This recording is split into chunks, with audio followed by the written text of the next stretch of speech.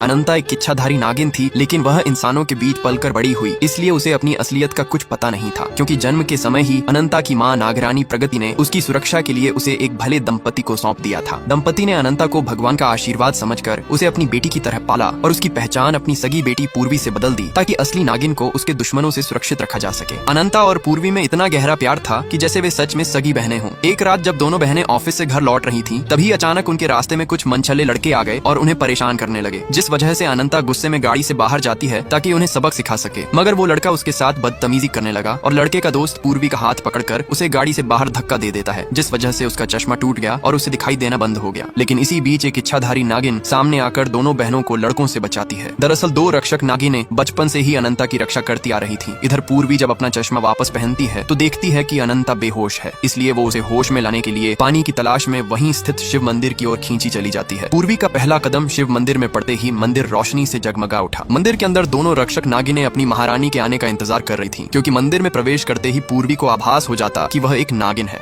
पूर्वी का पहला कदम शिव मंदिर में पड़ते ही पूरा मंदिर रोशनी से जगमगा उठा, पर जैसे ही वह अपना दूसरा कदम मंदिर में रखने वाली थी कि उससे पहले अनंता वहां आ गई और काफी देर हो जाने के कारण उसे फौरन घर चलने को कहा, जिस वजह से पूर्वी मंदिर में पूरी तरह प्रवेश नहीं कर पाती और वहीं से लौट जाती है। लेकिन मंदिर में उसका एक पांव पड़ने के कारण अब उसकी शक्तियां जागृत हो चुकी थीं। उसी रात सोते हुए पूर्वी अजीब अजीब सपने देख रही थी, पर तभी उसके शरीर पर पूर्णिमा की चांदनी रोशनी पड़ी और उसकी त्वचा सांप की केंचुली में बदलने लगी, जिस वजह से उसे काफी बेचैनी और दर्द महसूस हो रहा था। इसलिए वो घबराकर बिस्तर से उठ गई और मन को शांत करने के लिए स्केचिंग करने लगी। अनजाने में उसके हाथों से मंदिर में स्थित एक रहस्यमय सिंहासन का चित्र बन जाता है, जिसे देखकर वो स्वयं भी हैरान रह गई। अगले दिन जब वह ऑफिस पहुंची तो उसके बॉस आर्यमन ने तुरंत उसे न्यूज रिपोर्ट तैयार करने को कहा। लेकिन जब पूर्वी रिपोर्ट तैयार कर रही थी कि तभी उसके शरीर में फिर अजीब सा बदलाव शुरू हो गया और पूरे शरीर में असहनीय खुजली फैल गई। इसलिए वह टेरेस पर चली गई ताकि ठंडी हवाओं में उसे थोड़ा आराम मिले। लेकिन लगातार खुजलाने के कारण उसके शरीर से उसका केचुली उतर गया और वह अपने शरीर में हो रहे बदलावों के कारण वही बेहोश होकर गिर गई। दोनों रक्षक नागिनें पूर्वी की पहली केचुली नागरानी के सिंहासन पर अर्पित करती हैं। केचुली रखते ही सिंहासन जागृत हो उठा और उसी पल दूसरी ओर पूर्वी के पूरी तरह नागिन बनने की शुरुआत हो गई। जब पूर्वी टेरेस से नीचे आती है तो एक लड़की ने उसे बताया कि न्यूज रिपोर्ट समय पर तैयार न होने की वजह से बॉस उससे बेहद नाराज हैं। पूर्वी जब आर्यमन की तरफ देखती है तो उसे चश्मे से कुछ साफ दिखाई नहीं दे रहा था और बिना चश्मे के उसे सब साफ दिखने लगा, जिससे वह हैरान रह गई। साथ ही उसकी स्पीड और दिमाग की क्षमता इतनी बढ़ गई कि उसने एक हफ्ते का काम कुछ घंटों में ही कर दिया। और जब सारी कंप्लीट फाइलें लेकर वह आर्यमन के केबिन में गई तो आर्यमन उस पर गुस्सा करने के बजाय उससे मन ही मन काफी इंप्रेस हुआ। इसी दौरान अनंता आर्यमन के भाई रविश को बताती है कि वह उसके बच्चे की मां बनने वाली है। दरअसल अनंता और रविश एक दूसरे से प्यार करते थे और शादी करना चाहते थे। रविश अनंता को भरोसा दिलाता है कि वह अपने कजन की सगाई के दिन ही अपने परिवार से उनके रिश्ते के बारे में बात करेगा, पर तभी उसे एक कॉल आता है और वह अनंता को जरूरी मीटिंग है बोलकर वहाँ से निकल जाता है। उसके जाते ही पूर्वी वहाँ आती है। अनंता पूर्वी को सामने देखकर घबरा गई और उसके हाथ से प्रेगनेंसी किट नीचे गिर गया, जिसे पूर्वी ने देख लिया और उसे पता चल गया कि उसकी बहन प्रेग्नेंट है। जब पूर्वी को पता चलता है कि उसकी बहन गर्भवती है तो वह उससे बेहद नाराज हुई, क्योंकि उसे डर था कि कहीं रविश और उसकी फैमिली अनंता को स्वीकार करने से इनकार न कर दें। लेकिन अनंता उसे समझाती है कि रविश ने उससे वादा किया है कि वह अपने कजन के सगाई के वक्त अपने परिवार से इस बारे में बात करेगा। रात को सगाई के दौरान ऑफिस के जरूरी काम से पूर्वी आर्यमन के घर जाती है, जहाँ आर्यमन की चाची उसे कुछ सामान देकर पास के गेस्ट हाउस में रख आने को कहती है। जब पूर्वी सामान रखने गेस्ट हाउस पहुँचती है तो अचानक उसकी नजर टेरेस पर लटके हुए एक छोटे बच्चे पर पड़ती है। यह देख पूर्वी घबरा गई और उस बच्चे को बचाने के लिए अनजाने में उसने पहली बार आधी नागिन का रूप धारण कर लिया और अपनी शक्तियों की वजह से वह बच्चे को बड़े आसानी से बचा लेती है। मगर सामान रखने के बाद जब पूर्वी फिर से सगाई में पहुंची तो वह रविश को किसी और लड़की के बेहद करीब देखकर चौंक गई और उसे पता चल गया कि रविश उसकी बहन के साथ चीट कर रहा है। लेकिन सच्चाई जानने के लिए पूर्वी तुरंत रविश से उस लड़की के बारे में सवाल करती है, जिस पर रविश मान लेता है कि वह सच में एक लड़की के साथ था। मगर पूर्वी रविश से कुछ और पूछती कि उससे पहले वह उसे धक्का देकर वहाँ से चला जाता है। तभी अनंता वहाँ आती है और उसके चेहरे पर मायूसी देखकर उसकी मायूसी का कारण पूछती है। इस पर पूर्वी उसे बताती है कि रविश उसे धोखा दे रहा है। लेकिन अनंता को ये बात सिर्फ पूर्वी की एक गलत फहमी लगी, इसलिए वह रविश से इस बारे में पूछती है, जिस पर रविश ने सच्चाई स्वीकार कर ली और कहा कि वो तो बस अनंता के साथ टाइम पास कर रहा था। ये सुनते ही अनंता को गुस्सा आ गया, इसलिए वह उसे थप्पड़ मारने के लिए आगे बढ़ी, पर तभी आर्यमन वहाँ आ जाता है और सख्ती से पूछता है कि वो रविश को थप्पड़ क्यों मारना चाहती है। तब अनंता सारी बात आर्यमन को बता देती है। जब आर्यमन को पूर्वी की प्रेगनेंसी का सच पता चलता है तो वह रविश को साफ शब्दों में पूर्वी से शादी करने करने के लिए कहता है, लेकिन रविश सबके सामने अनंता को कैरेक्टरलेस लड़की बोलकर शादी से इनकार कर देता है। इससे आहत होकर पूर्वी उन्हें मीडिया में एक्सपोज करने की धमकी देती है और वहाँ से चली जाती है। बदनामी से बचने के लिए आर्यमन का पिता परमीत अनंता का रुमाल अपने भेड़िए को सुंघाकर अनंता और पूर्वी दोनों पर हमला करने के लिए भेज देता है। अपनी जान बचाने के लिए अनंता और पूर्वी सड़क की ओर भागती है, लेकिन अचानक पूर्वी का पैर फिसल जाता है और वो वहीं गिर जाती है। अपनी बहन की सुरक्षा के लिए पूर्वी जानबूझकर भेड़िए को जंगल की ओर ले गई, लेकिन अंधेरे में संतुलन बिगड़ने से वह पहाड़ी से गिरकर बेहोश हो जाती है। इसके बाद नागलोक की दिव्य शक्तियाँ और सभी नाग नागिन मिलकर पूर्वी की असली नागिन शक्तियों को जागृत कर देते हैं, जिस वजह से पूर्वी अपना पूर्ण नागिन रूप धारण कर भेड़िए को बुरी तरह पराजित कर देती है और अचानक अपने अंदर आए बदलाव के कारण वह वहीं बेहोश हो गई। इसी दौरान उत्तरा भरनी को बताती है कि अगले 72 घंटों में पूर्वी पूरी तरह इच्छाधारी नागिन बन जाएगी और यह समय उसके लिए खतरों से भरा होगा, इसलिए हमें उसके आसपास रहकर उसकी रक्षा करनी होगी। वहीं दूसरी ओर परमीत को पता चल गया था कि उसके भेड़िए पर किसी साधारण जीव ने नहीं बल्कि एक शक्तिशाली इच्छाधारी नागिन ने हमला किया है। उसे यह भी संदेह हो गया था कि पूर्वी और अनंता दोनों बहनों में से कोई एक इच्छाधारी नागिन है। इसी शक के चलते वह अपने साथियों को शादी के फंक्शन में महासपेरे को आमंत्रित करने को कहता है। अगले दिन आर्यमन की असिस्टेंट होने के नाते पूर्वी शादी समारोह में पहुंचती है। उसके सूर्य मेंशन में आते ही महासपेरे को तुरंत आभास हो गया कि उसके आसपास कोई नागिन मौजूद है, इसलिए वह ऊपर खड़ा होकर बीन बजाने लगा ताकि असली नागिन का राज सामने आ सके। बीन की धुन सुनते ही पूर्वी खुद पर नियंत्रण खोने लगी और धीरे धीरे उसका नागिन स्वरूप उभरने लगा। साथ ही अनंता भी अपनी प्रेगनेंसी के कारण बीन की आवाज से असहज महसूस करने लगती है और सहारे के लिए जब उसने पूर्वी का हाथ पकड़ा तो अनजाने में पूर्वी की केंचुली उसके हाथ में आ गई। लेकिन पूर्वी के पूर्ण नागिन रूप में आने से पहले ही भरनी और उत्तरा उसे वहां से सुरक्षित स्थान पर ले जाती हैं और इतने में महासपेरे को पूर्वी के हाथ में फंसी नागिन की केचुली दिख गई, इसलिए वह अनंता को अनंत कुल की नागरानी समझ बैठा। वहीं अनंता के पिता को परमीत के कमरे से कुछ संदिग्ध फाइलें मिलती हैं जिनमें महाकुंभ के दौरान भारी तबाही की साजिश रची गई थी, जिससे उनको पता चल गया कि ये लोग देश विरोधी मंसूबों से जुड़े हैं। वह बिना देर किए सारी जानकारी पुलिस को दे देते हैं, लेकिन पुलिस बताती है कि कानूनी प्रक्रिया के तहत वहां पहुंचने में उन्हें कम से कम 12 घंटे लगेंगे। इधर सपेरा सभी को बता देता है कि अनंता ही नागिन है और वह उसे खत्म करने के लिए आगे बढ़ा, पर तभी परमीत ने उसे रोक लिया और साफ शब्दों में कहा कि उसे अनंता की जान नहीं बल्कि उसकी नागमणि चाहिए। अगले दिन अनंता की शादी के समय अचानक पुलिस वहां पहुंच जाती है। शादी के दौरान पुलिस को देखकर सभी लोग घबरा गए, इसलिए हालात को संभालने के लिए परमीत ने अपने परिवार को वहां से जाने के लिए कहा, लेकिन अनंता और पूर्वी को वहीं रोक लिया गया, ये कहकर कि उनके पिता ने ही सूर्य परिवार के खिलाफ शिकायत की है। ये सुनकर दोनों बहनें हैरान रह गईं। तब अनंता के पिता सबके सामने उन लोगों की सच्चाई उजागर कर देते हैं कि परमीत और उसका परिवार बहरूपियां हैं, इसलिए उन्होंने पुलिस से तुरंत परमीत को गिरफ्तार करने के लिए कहा, जिस पर परमीत और वह पुलिस वाला हंसने लगे क्योंकि वह पुलिस वाला भी उनके प्लान में शामिल था और ये शादी का नाटक अनंता की नागमणि पाने के लिए किया गया था। इसलिए परमीत अनंता से नागमणि मांगता है और कहता है कि नागमणि के बदले वह उसके परिवार को सुरक्षित वहां से जाने देगा, लेकिन अनंता असली नागिन नहीं थी, जिस वजह से वो इस बात से इनकार कर देती है। मणि न मिलने पर गुस्से में परमीत और उसके साथियों ने अनंता और उसके परिवार पर हमला कर दिया, पर तभी पूर्वी को बचाने के लिए उत्तरा वहां आ गई और दुश्मनों का सामना करने लगी, मगर इस दौरान परमीत ने पीछे से उस पर हमला कर दिया, जिससे उसकी मृत्यु हो गई। तब जान बचाने की आखिरी उम्मीद लेकर पूर्वी आर्यमन के पास पहुंची, लेकिन उसने भी उसे धोखा दे दिया। पर मरते समय पूर्वी की आंखों में उन सभी कातिलों के चेहरे बस गए थे, क्योंकि वो एक इच्छाधारी नागिन थी। जब गुंडे पूर्वी की लाश को दफना रहे थे, तभी उनमें से एक गुंडे को उसकी आंखों में सूरी परिवार के लोगों की छवि दिखाई दी, जिसे देख वो घबरा गया और उसने अपने साथी को इस बारे में बताया, जिस पर उसके साथी ने डरते हुए कहा कि ऐसा सिर्फ नागिनों की आंखों में होता है, क्योंकि नागिनें अपने दुश्मनों की छवि अपनी आंखों में बसा लेती है। पूर्वी की आंखों को देख गुंडे भयभीत हो गए थे, इसलिए वे जैसे तैसे उसे दफनाकर वहां से भाग निकले। इधर भरणी नाग मंदिर में महादेव से गुहार लगाती है कि हमारी नागरानी ऐसे नहीं मर सकती, इसलिए महादेव को उसे जिंदा करना होगा। भरणी की पुकार महादेव ने सुन ली और तभी एक दिव्य चमत्कार हुआ और उनकी जटाओं से जल की धारा फूट पड़ी और जहां पूर्वी की लाश को दफनाया गया था वहीं से वह पुनः जीवित हो उठी। अब पूर्वी पूर्ण रूप से अनंत कूल की नागरानी अनंता का रूप धारण कर चुकी थी और उसका एक ही मकसद था उन 13 लोगों से बदला लेना जिन्होंने उसके परिवार को उससे दूर किया था। इसीलिए वह महाकुंभ में पहुंचकर उन गुंडों का अंत कर देती है जिन्हें परमीत और उसके साथियों ने कुंभ में तबाही मचाने के लिए भेजा था। उसी दौरान परमीत अनंता के वजूद से अनजान अपने खतरनाक षड्यंत्र को आगे बढ़ाते हुए एक ड्रैगन को भी कुंभ के मेले में तबाही मचाने के लिए आजाद कर देता है, जिसे उसने वर्षों से सबकी नजरों से छुपा कर रखा था। महाकुंभ में अनंता और परमीत के भेजे हुए ड्रैगन के बीच आमना सामना होता है, जिसमें अनंता ड्रैगन को बुरी तरह पराजित कर देती है और इसके बाद जब वह नाग मंदिर में पहुंची तो पूरा नाग मंदिर जागृत हो उठा। अनंता के सिंहासन पर विराजते ही सभी नाग नागिन और भरणी उसके आगे नतमस्तक हो गए, क्योंकि वह अनंत कुल की नागरानी थी। कुंभ के ठीक 6 महीने बाद परमीत अपने बेटे और भाई के साथ जब सारी प्रॉपर्टी बेचकर देश से निकलने के चक्कर में था कि तभी उसके भाई के फोन पर किसी का मैसेज आता है और मैसेज पढ़ते ही वे लोग तुरंत एक सुनसान स्थान पर पहुंच जाते हैं। दरअसल उन्हें एक समुद्री व्यापारी ने बुलाया था जो परमीत और उसके साथियों का बॉस था। वह समुद्री व्यापारी उन लोगों से नागमणि हासिल करना चाहता था, इसलिए वो उन्हें उसे ढूंढने के लिए मात्र 10 दिनों का समय देता है और कहता है कि अगर मणि नहीं मिली तो अंजाम बुरा होगा। वहीं आर्यमन के होटल में एक शादीशुदा महिला उसे अकेले कमरे में आने का ऑफर देती है और अपना रूम कार्ड वहीं छोड़कर चली जाती है। आर्यमन रूम कार्ड लेकर उसके कमरे में पहुंच गया और तभी अचानक रूम की बेल बजी तो आर्यमन ने जाकर दरवाजा खोला। सामने उस महिला का पति था। अपनी पत्नी को किसी और के साथ देखकर वो काफी नाराज हुआ। चंगीस्तान का बादशाह बेहरुन परमीत और उसके साथियों को नागमणि ढूंढने के लिए मात्र 10 दिनों का समय देता है और साथ ही सख्त चेतावनी भी देता है कि अगर मणि 10 दिनों में नहीं मिली तो अंजाम बहुत बुरा होगा। उसकी धमकी सुनकर सभी लोग काफी घबरा गए। इसलिए परमीत मजबूरी में नागमणि का पता लगाने के लिए आर्यमन से मदद मांगता है, लेकिन आर्यमन नाग, नागिन और मणि जैसी बातों पर विश्वास नहीं करता था। इसके बावजूद भी वह अपने पिता के कहने पर मणि का पता लगाने के लिए तैयार हो जाता है। अगले ही दिन वह अपने पिता को अटारी माइनिंग की जानकारी देता है, जहाँ पर हीरे जैसी चमकती चीज देखी गई थी, और एक वीडियो भी दिखाता है जिसमें माइनिंग का मजदूर बता रहा था कि जिसने भी उस चमकती चीज को देखा उसकी आंखों की रोशनी चली गई। ये सुनकर परमीत को विश्वास हो जाता है कि जरूर वो हीरे जैसी चीज नागमणि होगी। इसलिए आर्यमन के वहाँ से जाते ही वह अपने भाई को इस बारे में और पता लगाने के लिए कहता है। तब इंटरनेट पर उन्हें पता चलता है कि उस माइनिंग की ऑनर कोई अहाना धवन है। इसी बीच आर्यमन का दोस्त विक्रम घर आता है, क्योंकि उसकी सगाई आर्यमन की बहन पिंकी से होने वाली थी। लेकिन विक्रम ने सगाई के दिन लास्ट मोमेंट पर सगाई से इनकार कर दिया और कहा कि वो किसी और लड़की से प्यार करता है। इतने में सूरी परिवार में एक लड़की की एंट्री होती है जिससे विक्रम प्यार करता था। लड़की को देख सभी लोग हैरान हो गए। जिस लड़की के लिए विक्रम ने आर्यमन की बहन पिंकी से अपनी सगाई तोड़ दी, वो लड़की कोई और नहीं बल्कि अनंत कुल की नागरानी अनंता थी, जो विक्रम की गर्लफ्रेंड अहाना बनकर अपने परिवार के कातिलों से बदला लेने आई थी। जब विक्रम ने सबको बताया कि अहाना ही वो लड़की है जिससे वो प्यार करता है, तब पिंकी का दिल टूट गया और वह रोने लगी। अपनी बहन की आंखों में आंसू देख आर्यमन गुस्सा हो उठा और विक्रम को थप्पड़ मारने के लिए आगे बढ़ा, लेकिन तभी अनंता ने उसे रोक लिया और स्ट्रेंज लुक देकर उसके हाथ को झटक दिया। अहाना को देख परिवार के अन्य सदस्य उस पर लालची होने का आरोप लगाने लगे और कहने लगे कि वो सिर्फ पैसों के लिए विक्रम से शादी करना चाहती है, जिसे सुन अहाना को अपनी बेइज्जती महसूस हुई। इसीलिए वह विक्रम को छोड़कर सूरी मेंशन से जाने लगी। उसी दौरान परमीत और उसके साथी अटारी माइनिंग की मालकिन के बारे में पता लगा रहे थे और तभी इंटरनेट पर उन्हें अहाना की फोटो दिखी, जो एक रिच बिजनेस वुमन होने के साथ अटारी माइनिंग की मालकिन भी थी। इसलिए नागमणि पाने की लालच में वे लोग तुरंत अहाना को रोकने के लिए भागे और उसे रोककर घर में वापस पूरे मान सम्मान के साथ ले आए। चारों का अहाना के प्रति बदले व्यवहार को देख परमीत की पत्नी और उसकी बहन को थोड़ा अजीब लगा। इसलिए अकेले में दोनों ने उन लोगों के बदले हुए व्यवहार के बारे में सवाल किया, जिस पर परमीत ने दोनों को अहाना और मणि की सारी सच्चाई बता दी। जब परमीत और उसके साथियों को पता चला कि अहाना ही अटारी माइनिंग की मालकिन है, तो वे लोग नागमणि पाने की लालच में उसके और विक्रम के रिश्ते के लिए फौरन तैयार हो गए और उसी दिन शाम को दोनों की सगाई करवा दी, ताकि जल्दी से अहाना को अपने घर की बहू बनाकर उससे मणि हासिल कर सके। लेकिन सच्चाई यह थी कि अहाना के रूप में मौजूद अनंता सिर्फ उनसे बदला लेने आई थी और माइनिंग वाली बात उसके प्लान का एक हिस्सा था, जिससे वो उन्हें अपने जाल में फंसा सके। सगाई के बाद मंत्री की पत्नी स्वर्णा और आर्यमन का भाई रविश कुछ देर के लिए जब सभी की नजरों से दूर थे, तब इसी बीच अनंता स्वर्णा का रूप धारण कर मंत्री की बदनामी करवाने के लिए अजीब बर्ताव करने लगी, जिसे देख वहाँ मौजूद लोग मंत्री और स्वर्णा के बारे में तरह तरह की बातें करने लगे। लोगों की बातें सुन मंत्री को बेहद शर्मिंदगी महसूस हुई, जिस वजह से वह गुस्से में उसे रोकने के लिए आगे बढ़ा। मंत्री को आता देख अनंता वहाँ से चुपचाप निकल गई और उसके जगह पर असली स्वर्णा वहाँ आ गई। मंत्री अपनी पत्नी को सबके सामने डांटने लगा, लेकिन असली स्वर्णा को कुछ समझ नहीं आया और सबके सामने दोनों के बीच बहस हो गई। इस अवसर का फायदा उठाकर अनंता अपनी योजना को आगे बढ़ाते हुए रात को मंत्री के कमरे में जाती है, जहाँ केवल स्वर्णा मौजूद थी। अनंता अपने बदले की शुरुआत स्वर्णा से करती है और वहाँ से बाहर निकलने से पहले वह मिनिस्टर का रूप धारण कर लेती है, ताकि कैमरे में वही दिखाई दे और सारा शक सीधे मिनिस्टर पर जाए। कुछ देर बाद जब असली मिनिस्टर कमरे में पहुंचा तो पूरा कमरा बिखरा हुआ था और कोने में स्वर्णा बेसुध पड़ी थी, जिसे देख वह बेहद घबरा गया। लेकिन वो कुछ समझ पाता कि इससे पहले पुलिस वहाँ आ धमकी और कमरे का नजारा देख पुलिस ने मिनिस्टर को ही संदेह के आधार पर हिरासत में ले लिया। जब न्यूज के जरिए मिनिस्टर के गिरफ्तार होने की खबर सूरी मेंशन तक पहुंची तो परमीत और उसके भाई परेशान हो उठे, क्योंकि मिनिस्टर के गिरफ्तार होने से उनका नागमणि पाने का सारा प्लान फेल हो सकता था। अगले दिन जब परमीत और उसका पूरा परिवार स्वर्णा के शोक सभा में बैठकर दुखी होने का नाटक कर रहा था कि तभी अचानक ऊपर के कमरे से फुल वॉल्यूम में तेज गाना बजने की आवाज आने लगी। शोक सभा में लोगों के बीच तमाशा बनने से बचने के लिए परमीत ने अपनी बहन को गाना बंद करवाने के लिए कहा, लेकिन जब उसकी बहन अपनी भाभियों के साथ कमरे में पहुंची तो वहाँ अनंता अपनी ही धुन में खुश होकर नाच रही थी। ये देख वे अनंता को रोककर इस तरह से शोक के माहौल में खुशी से नाचने का कारण पूछती है, जिस पर अनंता उन्हें बताती है कि वो खुश नहीं है बल्कि स्वर्णा के जाने का दुख भुलाने के लिए पेन थेरेपी ले रही है। स्वर्णा के शोक सभा के दौरान अहाना स्वर्णा के जाने का गम भुलाने के लिए सूरी परिवार के सभी लोगों को अपने डांस थेरेपी में शामिल होने को कहती है, जिस पर बिना कुछ सोचे परमीत और उसका पूरा परिवार अहाना के साथ नाचने लगा, क्योंकि अहाना उनके नागमणि तक पहुंचने का एकमात्र रास्ता थी। लेकिन तभी सूरी मेंशन के बैकयार्ड में मौजूद मीडिया वालों ने उन लोगों को खिड़की से नाचते हुए देख लिया और न्यूज रिपोर्टिंग के लिए फौरन वीडियो रिकॉर्ड करने लगे। अगले दिन टीवी पर सूरी परिवार के डांस का वीडियो दिखाकर सभी न्यूज चैनल वाले उनका मजाक बना रहे थे, जिसे देख आर्यमन अपने परिवार पर बहुत नाराज होता है और उनसे पूछता है कि शोक सभा के दौरान उन्हें इस तरह से नाचने की क्या जरूरत थी। तब उसकी चाची उससे अहाना के डांस थेरेपी के बारे में बताती है। सच्चाई सुनते ही वह गुस्से में अहाना के कमरे में पहुंचा और सख्त लहजे में कहा कि उसे उनके परिवार के निजी मामलों में पड़ने की जरूरत नहीं है है। साथ ही विक्रम और उसकी शादी की डेट को आगे बढ़ाने की बात करता है, लेकिन विक्रम उसकी बात नहीं मानता और कहता है कि शादी तय किए हुए तारीख पर ही होगी। जिस पर परमीत और उसके भाई नागमणि पाने की लालच में विक्रम और अहाना की शादी के लिए अपनी सहमति दे देते हैं। मगर इसके बावजूद भी पिंकी अकेले में विक्रम को रोककर उसे समझाने की कोशिश करती है कि वह अहाना से शादी न करे, लेकिन विक्रम उसकी एक नहीं सुनता। विक्रम की शादी में आमंत्रित महासपेरा अचानक दर्पण के सामने खड़ी अहाना का असली नागिन रूप देख लेता है और नागमणि पाने की लालच में वह बिना किसी देरी के उसके कमरे के बाहर काले भस्म से एक मायावी रेखा खींच देता है ताकि नागिन की शक्तियां कमजोर पड़ जाएं। इसके बाद वह उसे अपने वश में करने के इरादे से खिड़की के समीप जाकर बीन बजाने लगा। बीन की धुन अहाना के कानों में पड़ते ही वह बेकाबू हो गई और कुछ ही पलों में पूर्ण नागिन का रूप धारण कर खिड़की से रेंगते हुए सपेरे के सामने आ गई। तब सपेरे ने अनंता पर अपना मायावी भभूत छिड़क दिया, जिससे वह अचेत होकर जमीन पर गिर पड़ी। अपने मकसद को अंजाम देने के लिए महासपेरा नागरानी को बर्फीली पहाड़ियों में ले गया, जहाँ उसने पहले से ही अनेक नाग नागिनों को अपने काबू में कर रखा था। दूसरी तरफ सूरी मेंशन में मुहूर्त का समय नजदीक आने पर भरनी अपने नागरानी का इंतजार करते हुए अहाना का रूप धारण कर मंडप में बैठ गई, जिससे किसी को भी अहाना के नागिन होने का सच पता न चल सके। वहीं बर्फीली पहाड़ियों में ठंड के कारण अहाना का खून जमने लगा, जिस वजह से वो महासपेरा के सामने और भी ज्यादा कमजोर पड़ने लगी। अब आगे क्या होगा जानने के लिए नेक्स्ट पार्ट कमेंट करें।